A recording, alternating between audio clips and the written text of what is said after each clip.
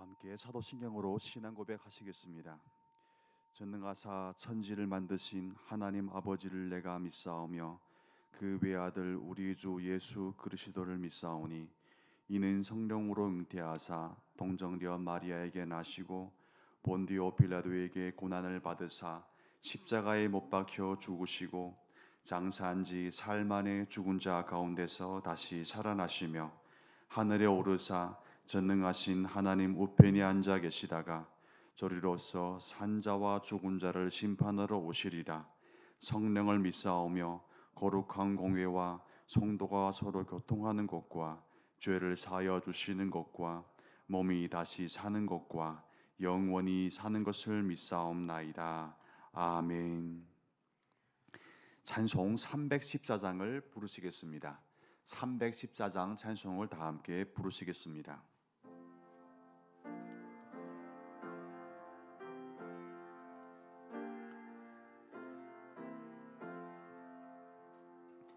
내 구주 예수를 더욱 사랑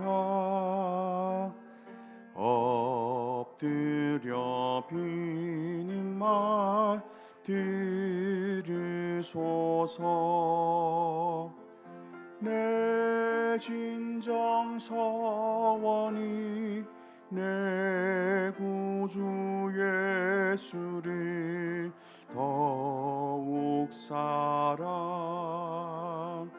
더욱 사랑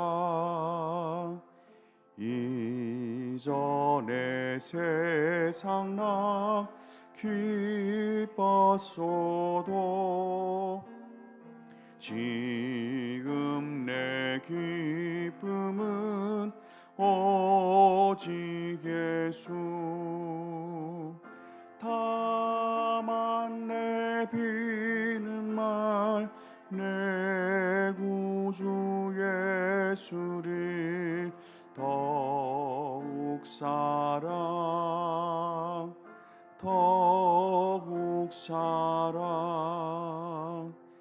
이 세상 떠날 때 찬양하고 숨질 때 하는 말 이것일세. 다만 내 비는 말 내 구주 예수를 더욱 사랑 아멘.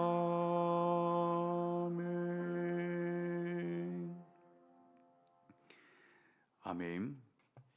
함께 보실 하나님의 말씀은 신약성경 누가복음 1장 34절로부터 38절까지 말씀이 되겠습니다.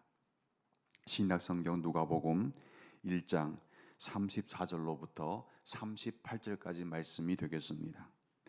87페이지가 됩니다. 87페이지 누가복음 1장 말씀 함께 교독 후 38절 말씀을 합독하시겠습니다. 제가 34절 먼저 읽겠습니다. 마리아가 천사에게 말하되 나는 남자를 알지 못하니 어찌 이 일이 있으리이까. 성령이 내게 임하시고 지극히 높으신 이의 능력이 너를 덮으시리니 이러므로 나실 바 거룩하신 이는 하나님의 아들이라 일컬어지리라. 보라 내 친족 엘리사벳도 늙어서 아들을 배었느니라. 본래 임신하지 못한다고 알려진 이가 이미 6달이 되었나니 대저 하나님의 모든 말씀은 능하심 없느니라. 마리아가 이르되 주의 여종이오니 말씀대로 내게 이루어지이다 하매 천사가 떠나가니라. 아멘. 새벽 예배 나오실 때 여러분의 성도님께서 감사의 예물과 1000번째 헌금을 드리셨습니다. 감사의 제목을 나누겠습니다. 2022년 새벽 예배로 인도하신 하나님께 감사드립니다. 주님이 기뻐하시는 하나님의 경유하는 주의 일꾼들과 교제하는 기쁨을 주시고 영적 예배에 참석하도록 인도하시는 은혜에 감사드립니다. 자비하신 하나님, 작정 기도 드리게 하심을 감사드립니다. 아들 어깨 수술하지 않고 깨끗하게 치료받게 하여 주시옵소서. 아멘. 드려진 아름다운 소망과 모든 기도의 제목이 주님의 은혜 안에서 이루어지기를 주님의 이름으로 축복드립니다. 장례 광고 드리겠습니다. 6-2 구역 김화임 집사님의 부친 되시며 김기철 집사님의 장인 되시는 고 김옥천 집사님께서 초청하셨습니다. 입관은 오늘, 발인은 내일입니다. 빈소는 국립중앙의료원 장례식장입니다. 코로나19 감염 예방을 위하여 조문을 원하시는 분은 개별적으로 이동해 주시길 바랍니다. 아침 모든 만사를 시작하기 전 우선 새벽을 통하여 하나님과 교제하고 또 그분의 은혜를 충만히 누리는 여러분의 오늘 하루의 삶이 주님께서 책임지시고 더 평강과 은혜로 채워주시길 주님 이름으로 축복을 드립니다. 지난주까지 세례 요한의 잉태의 사건 중심으로 하나님께서 구체적으로 사가랴 가정에 어떻게 임재하였고 어떻게 그들의 필요를 구체적으로 응답하셨냐에 대한 메시지를 함께 나누었습니다. 사가랴 가정에 임재하였던 하나님의 영광스러움을 우리가 묵상할 때 꼭 배워야 하는 하나의 중요한 교훈이 있는 것 같습니다. 그것은 하나님께서 임재하실 때는 항상 그 자리는 충분한 기도의 자리였다는 것이죠. 여러분, 언제나 기도는 만족함이 없는 것이죠. 넉넉한 기도는 없는 것 같습니다. 항상 충분하게 그 기도의 자리를 채워가려고 올 한 해도 전심전력 다한 여러분 되길 바랍니다. 어느 순간 하나님께서 기도의 자리를 채워가고 있는데 홀연히 음성과 또 하나님의 놀라운 역사로 임재하셔서 여러분의 그 모든 상황을 이해하신다고, 이제는 때가 되어서 응답하시겠다고 놀라운 평화로 여러분의 마음을 꽉 채우시는 간증이 하루하루의 작은 기쁨과 때로는 큰 기쁨과 찬송으로 바뀌어지는 은혜가 있기를 바랍니다. 여러분, 그 자리는 항상 우리는 탄식과 절망과 때로는 나의 모든 비명소리도 나오지만, 그러나 하나님 영광에 충만히 임재할 때는요, 그 탄식과 비명소리가 오히려 찬송과 더 하나님께 영광 돌리는 영광스러운 기도로 바뀌는 자리가 될 줄로 저는 믿습니다. 함께 25절 말씀 한 번 더 읽어보겠습니다. 25절 말씀, 25절입니다. 주께서 나를 돌아보시는 날에 사람들 앞에서 내 부끄러움을 없게 하시려고 이렇게 행하심이라 하더라. 여기서 보면 하나님께서 충분한 기도의 자리에 임재하셨는데 그 임재의 역사의 결론은 어떻습니까? 여기서 보면 주께서 나를 돌보시는 날에 사람들 앞에서 내 부끄러움을 없게 하시려고 이렇게 행하였다라고 고백하고 있지 않습니까? 여러분, 이 고백이 바로 여러분의 하루하루의 고백이 되길 원합니다. 우리는 매일마다 열심과 최선을 다해 살아가고 있지 않습니까? 그 이유는 무엇이죠? 바로 우리 인생 가운데 찾아오고 있는 슬픔과 때로는 절망스러운 일들, 때로는 부끄러운 일들을 하나님의 은혜로 면제받고 때로는 그 모든 것을 나의 삶 속에서 좀 멀리하고 싶은 마음이 있기 때문에 그런 거 아닙니까? 그러나 많은 경우 인간의 열심과 최선은 그 부끄러움과 절망을 지워버리기보다는 오히려 더 가중시키는 역효과가 항상 동반되더라고요. 열심히 하면 할수록 더 부끄러움이 더 심해질 때가 많습니다. 그러나 하나님 영광이 임재하면 그와 같은 역효과가 나타나지 않습니다. 오히려 하나님 영광이 임재할 때 비로소 우리 인생 가운데 절망과 슬픔 그리고 부끄러움은 온전히 해결되는 역사로 열려지고 또 역사 가운데 여러분의 모든 감격과 감사가 있는 줄 믿습니다. 그러니 무엇보다도 나의 열심과 나의 최선을 앞세우지 마시고 오직 우리 인생의 부끄러움을 지워줄 수 있고 그 부끄러움을 오히려 찬송으로 바꿀 수 있는 하나님의 영광 앞에 더 무릎으로 나올 수 있도록 여러분의 모든 삶을 더 채찍질하는 하루하루의 경건이 이어지길 주님 이름으로 소망을 드립니다. 그러고 보니 사가랴의 가정의 이야기를 통해서 참 배운 거는 많은 것 같습니다.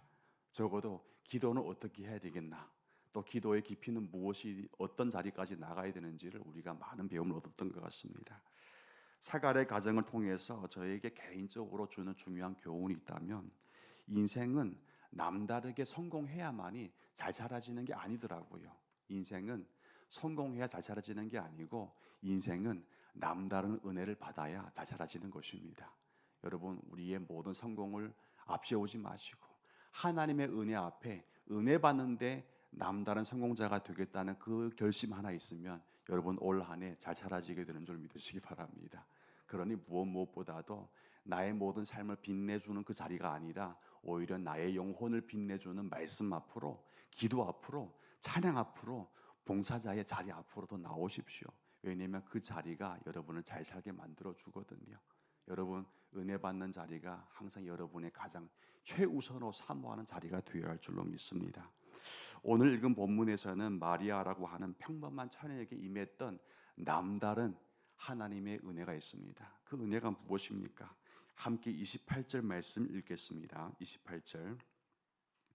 은혜를 받은 자여 평안할지어다, 주께서 너와 함께 하시도다 하니라고 되어 있습니다. 여러분, 은혜를 받은 자여 평안할지어다, 주님께서 당신과 함께 하신다.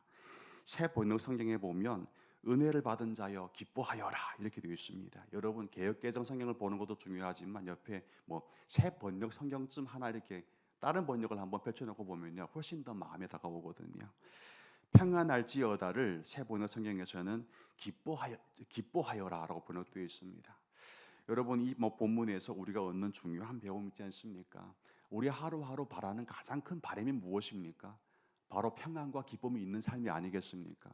그런데 아무리 노력해도 우리 모든 실천으로는요, 이 평안과 기쁨이 궁극적으로 나에게 가장 만족스러운 그런 결과로 다가오진 않습니다. 오히려 아쉬움과 탄식과 한숨이 더 많은 게 하루 일과가 아니겠습니까?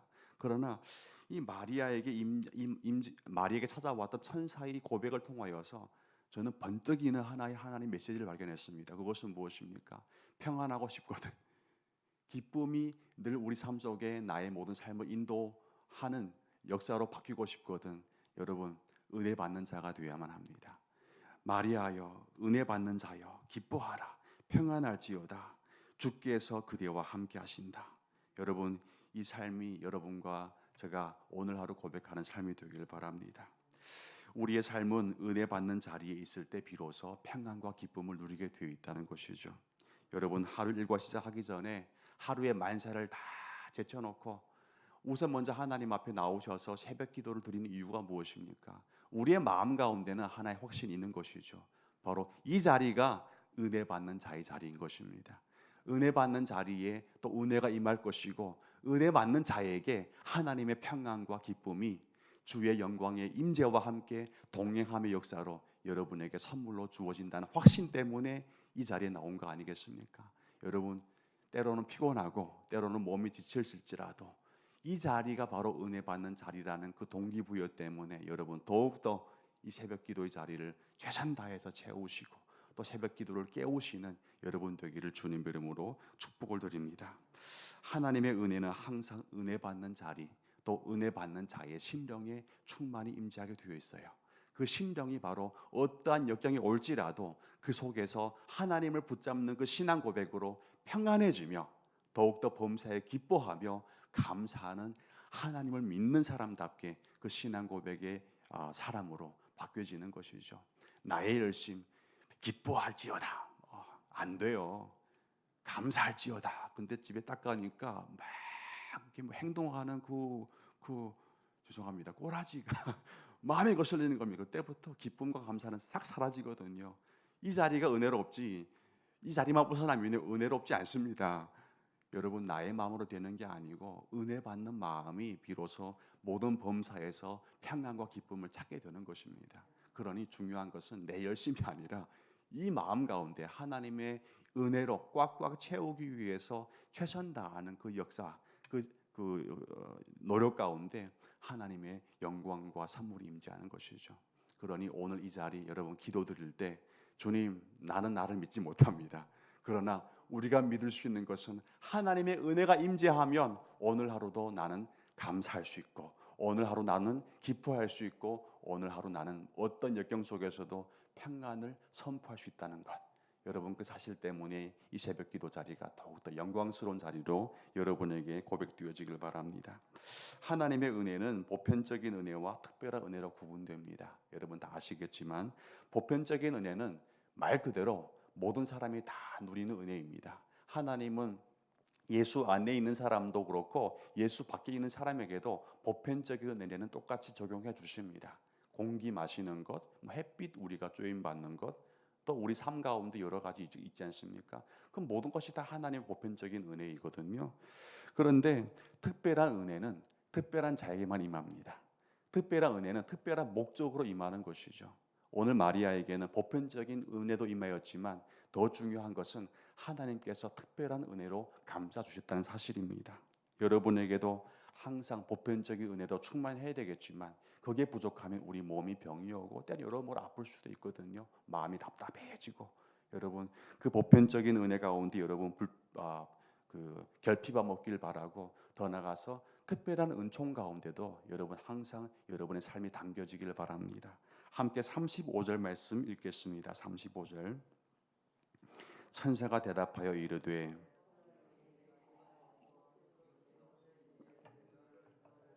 하나님의 아들이라 일컬어지리라. 아멘. 여러분 마리아야 성령이 너에게 임재할 거다.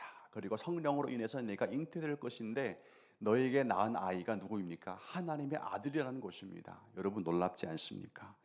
내 몸에 발생하지 않으니까 별로 놀라운 기색이 없는데 그러나 만약 저에게 이런 일이 발생했다면 저는 놀라 벌떡 뛸 것 같아요. 여러분 잉태할 수 없는 상황이지 않습니까? 왜냐면 마리아가 고백하길 난 남자를 알지 못하는 여자입니다. 처녀입니다. 근데 그게 별로 크게 마리아의 마음을 두드려 했던 게 아니고 처녀가 잉태하는 거 이렇게 그럴 수 요즘에 그렇지 않습니까? 근데 더 마리아에게 마음에 큰 충격으로 다가왔던 건 무엇입니까? 바로 그에게서 잉태되었고 태어날 아이가 누구입니까? 하나님의 아들이라는 것입니다. 이것만큼 쇼크할 정도로 큰 충격이 또 어디 있겠습니까? 나에게서 하나님이 태어나다니 이게 말이나 되는 말입니까? 마리아에게 고백하죠. 34절 말씀 함께 읽겠습니다. 마리아가 천사에게 말하되 나는 남자를 알지 못하니 어찌 이 일이 있으리까?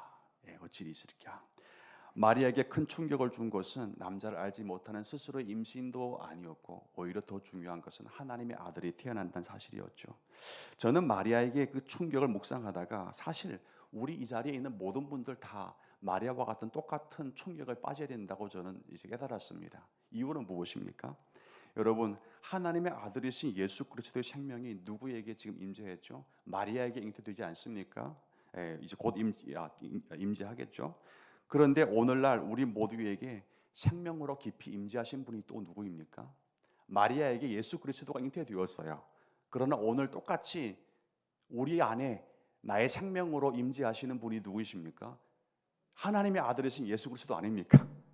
여러분 마리아만 벌쩍 놀라 뛰어야 되겠는데 그게 아니고 여러분 이 자리에서 새벽기도 드리다가 벌쩍 일어나가지고 할렐루야 외쳐야 할 상황이 바로 여러분과 저의 삶의 현실입니다. 가능하지가 않거든요. 어떻게 나와 같은 자격 없는 자에게 또 어떻게 마리아와 같은 아무것도 내놓을 수 없는 하나의 처녀에게 평범한 여자에게 하나님의 아들이신 예수 그리스도가 잉태된단 말입니까? 또 한편으로 어떻게 죄밖에 지울 수 없는 우리 삶의 이 비천함 가운데 하나님의 아들이신 예수 그리스도의 보혈이 흐를 수 있고 오늘날 똑같이 죄를 범함에도 불구하고 아직까지도 하나님의 영광스러운 아들의 모습과 그분의 임재가 나의 안에서 움직이고 있다는 말씀입니까? 여러분 마리아만 놀라야 되는 게 아니고 여러분도 이 자리에서 기도하다가 깜짝깜짝 놀라면서 주님 지금 내가 착각하고 있는 것은 나의 모든 삶의 얼음이 전부인 줄 알았는데 그게 아니군요. 내 안에는 우주 만물을 지으신 하나님의 아들 독생자 예수 그리스도가 임재하고 계시네요. 드디어 야곱처럼 이 자리에 하나님이 계시도다. 그 이름을 베델. 여러분 여러분의 삶이 여러분의 마음 좌소가 베델이 되어야 할 줄로 믿습니다. 우리가 하나님 영광을 바라보지 못해 그러지 하나님 영광은 이미 빛으로 여러분에게 임재하고 있는 것이에요. 중요한 것은 기도할 때 우리의 눈에 사울의 눈에 비늘이 벗겨져서 바울이 되었듯이 하나님의 아들이신 독생자 예수 그리스도의 영광을 바라보았듯이 여러분 이 기도의 자리가 우리를 막고 있었던 암담한 모든 비늘이 싹 벗겨져 가지고 하나님이 얼마나 영광스러운 모습으로 나와 같은 존재에게 임재하였는지를 깜짝 깨달으시는 새벽 기도가 되어야 할 줄로 믿습니다. 여러분 그 은혜를 위해서 먼저 이 새벽 기도 가운데 여러분 기도하십시오. 하나님께서는 그 기도 가운데 여러분의 마음의 소원 영광스러운 빛으로 조명하여 주셔서 드디어 성취되었음을 선포해 주실 것입니다. 여러분 세상 만사로 우리는 삶의 만족을 얻지 못합니다. 그러나 하나님의 영광의 임재를 깨달을 때 내 안에 예수님이 살고 계시네 그 신앙 고백이 더욱더 진실하게 깨달아질 때 비로소 우리의 삶은요 세상 만사를 통해서 만족을 얻지 못할지만 그럼에도 불구하고 하나님이 나와 함께한다는 그 친절한 때로는 패부적인 때로는 그 무엇과도 형용할 수 없는 그와 같은 깊은 내면의 신앙 고백을 통해서 여러분 드디어 만족을 얻게 되는 것이죠. 그 사람이 세상을 감당하게 되는 것입니다. 내가 너에게 임재하노라 너는 세상을 이기었노라. 여러분 어떻게 이깁니까? 예수 그리스도가 나와 함께한다는 그 신앙 고백 나와 함께한다는 그 사실의 깨달음 때문에 여러분 세상을 감당해내는 것입니다. 여러분의 가정 내 힘으로 감당됩니까? 목사인 저도요 때로는 아이들 바라볼 때 크면 클수록 감당이 안 되는 거예요. 한숨만 나옵니다. 하지만 저는 알고 있어요. 내 힘으로 되는 게 아니고 예수 그리스도와 나와 함께한다는 그 사실을 영적인 안목을 통해서 확신 가질 때 비로소 예수님께서 통치하시고 다스리는 겁니다. 예수님께서 통치 다스리시면요 여러분의 회사의 사업들 여러분의 모든 건강의 문제들 때론 나의 내면 가운데 있는 교우 간의 갈등들 자녀의 문제들 부부의 문제들 때론 여러 가지 이웃과의 문제들 동료와의 문제들 여러분 문제가 되지 않습니다. 왜냐하면 예수님이 길이시기 때문에 예수님이 한번 열어두시면 그 길은 닫히지 않습니다. 여러분 예수님이 여러분의 길이 되어주셔서 오늘 하루 기도 가운데 여러분의 모든 삶을 열어가는 유일한 왕이 되시고 주님이 되시고 그리스도가 되실 길을 여러분의 신앙 고백을 통해서 올려드리는 새벽이 되기를 주님 이름으로 축복을 드립니다. 마지막으로 38절 말씀을 읽고 설교를 마무리하겠습니다. 마리아가 이르되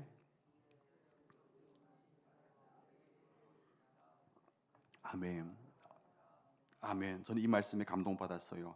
마리아가 이르되 충격적이나 때로는 받아들일 수도 없으나 그럼에도 불구하고 주의 여종입니다. 나는 아무것도 아닙니다. 말씀대로 내게 이루어지리라 하매 천사가 떠나가니라. 여러분 우리 삶 가운데는요 내 고집이 성취되어야 만족되는 게 아니고 주의 말씀이 성취될 때 비로소 평안해지는 겁니다. 마리아를 보십시오. 갈등입니다. 어떻게 요셉에게 말하겠습니까? 요셉 나 임신했어. 말이 됩니까? 그러나 문제가 되지 않습니다. 왜냐하면 우리의 삶과 우리의 목적이 성취되어야만이 우리가 삶이 평안해지는 게 아니라 주의 말씀이 임재하였으면 그 말씀이 뜻대로 성취될 때 비로소 우리 삶은요 성공하는 것이거든요.